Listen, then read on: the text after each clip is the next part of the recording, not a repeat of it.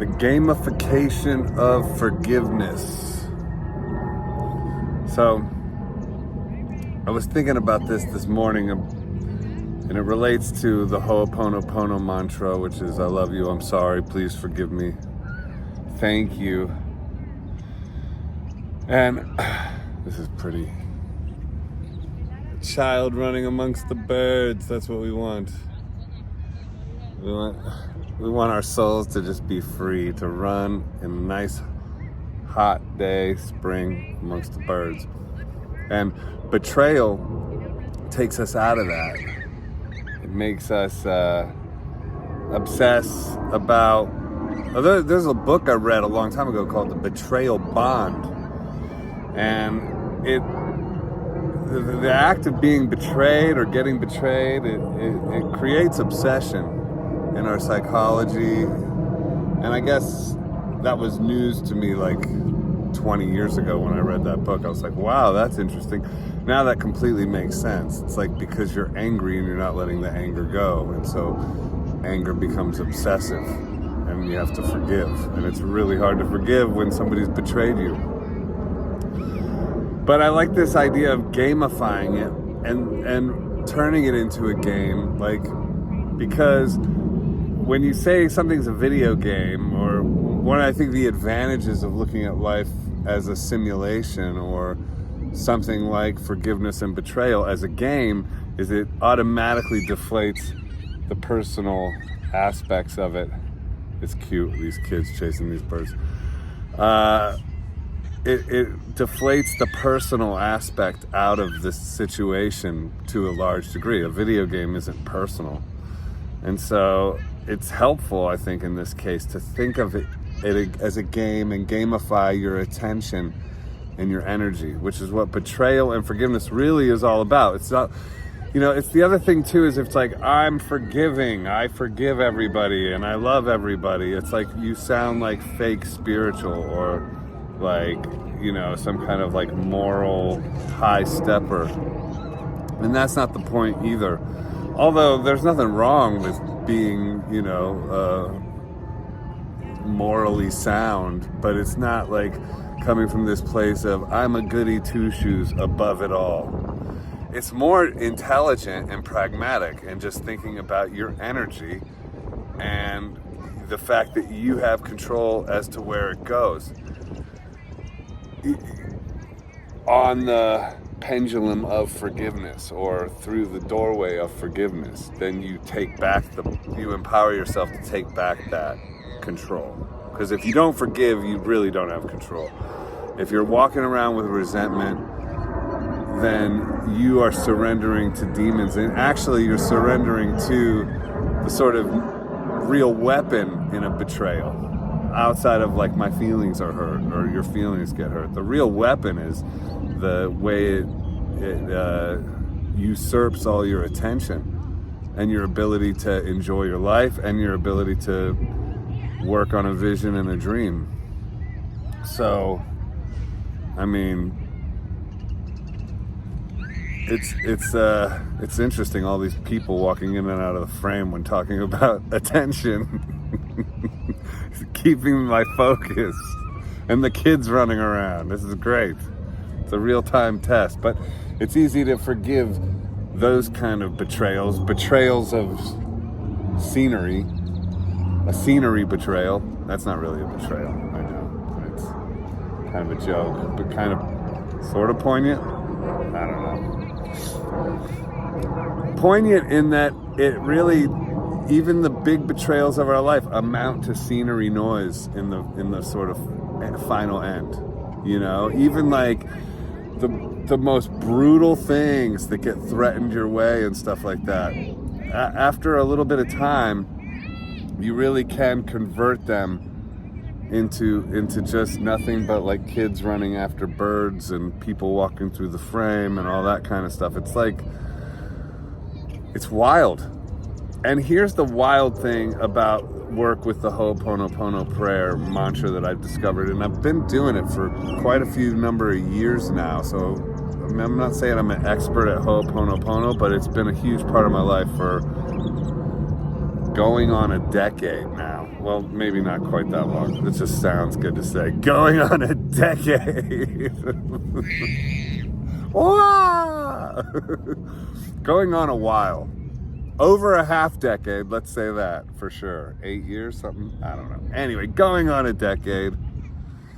And the wild thing is the sort of magic of it, which is if you really police your own internal landscape in terms of you don't let negative thoughts and revenge fantasies and all this stuff. The ego loves that, by the way. The ego would much rather have like revenge fantasies and and call so and so and talk about how right they are and how wrong the other person is and do that. But if you view it in terms of a more spiritual context, that everything going on in your life, you are responsible for everything in your field of consciousness, it's so empowering, and I think it's closer to reality. I think the external world is really a reflection of who we are internally. And of course, I know there are really, really hardcore betrayals. There's people that lose lives, or, there's levels to this, and I understand that.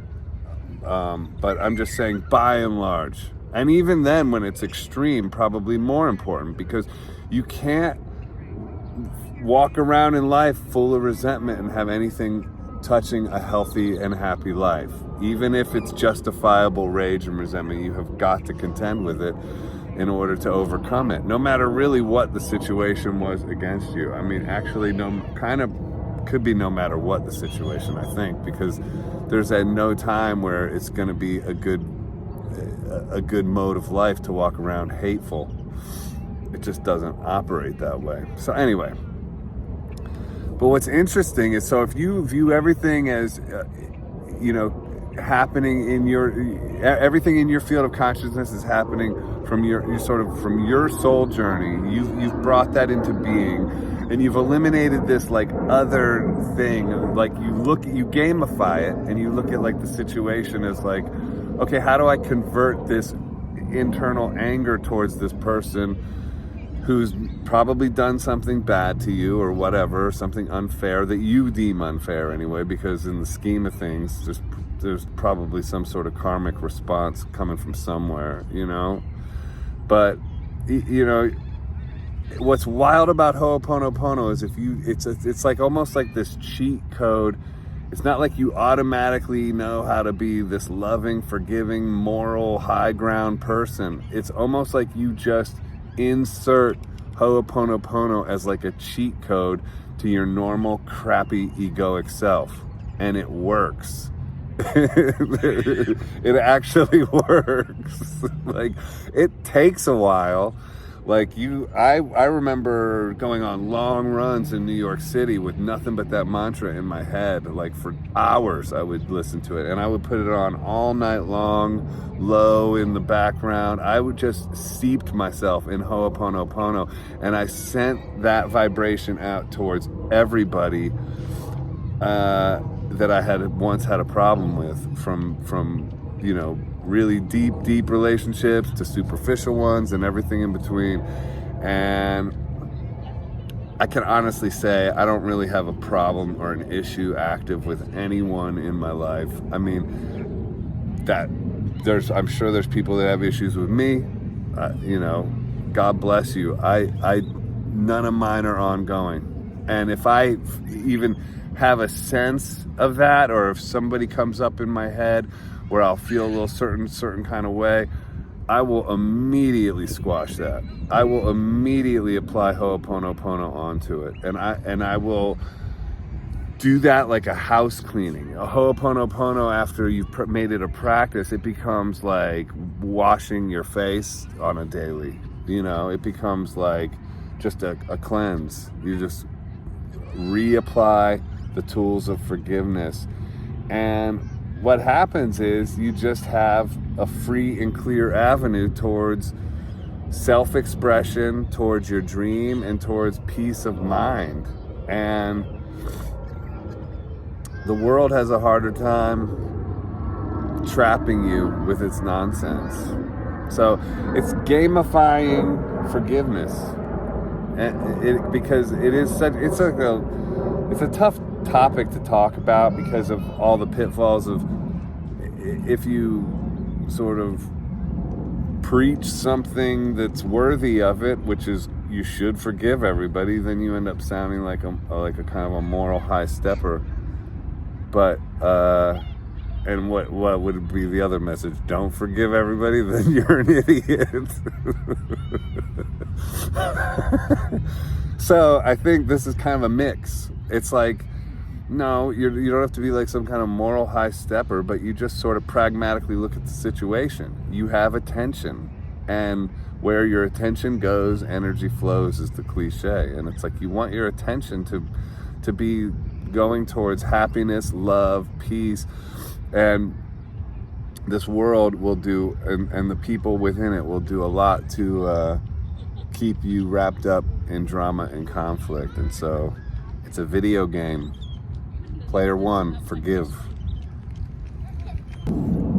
I forgot to say the magic of it that happens though is in many cases the relationships that you apply this Ho'oponopono mantra towards, they come back around, and it's as if you've converted the spirit of the whole thing, or the whole spirit of the whole thing has been converted.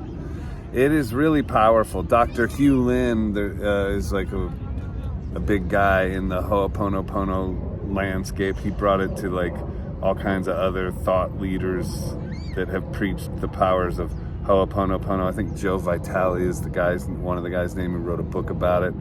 But anyway, Dr. Hugh Lin was this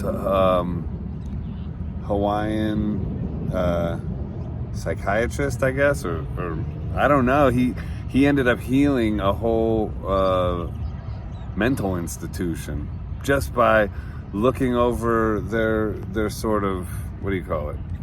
Their papers.